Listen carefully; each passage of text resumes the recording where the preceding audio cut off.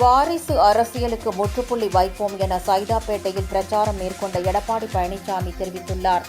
சென்னை சைதாப்பேட்டையில் போட்டியிடும் அமமுக வேட்பாளர் செந்தமிழனுக்கு குக்கர் சின்னத்தில் ஓட்டு கேட்டு அதிமுக பொதுச் செயலாளர் எடப்பாடி பழனிசாமி வாக்கு சேகரித்தார்.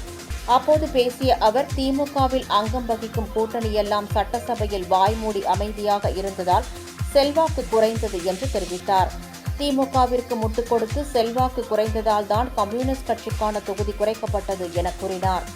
மக்கள் பிரச்சினைக்காக குரல் கொடுக்கும் ஒரு கட்சியாக அடையாளம் காணப்பட்ட கம்யூனிஸ்ட் கட்சி மக்களிடம் செல்வாக்கை இழந்தது என்றார். திமுக காங்கிரஸ் கூட்டணியில் தற்போது வரை இழுபறி நீடிப்பதாக தெரிவித்தார். மழைநீர் வடிகால் பணிகள் முறையாக நடைபெறவில்லை என்றும் அதிமுக ஆட்சி அமைந்தவுடன் முழுமையாக மழைநீர் வடிகால் பணிகள் மேற்கொள்ளப்படும் என கூறிய அவர், வாரிசு அரசியலுக்கு முற்றுப்புள்ளி வைப்போம் என்று கூறினார்.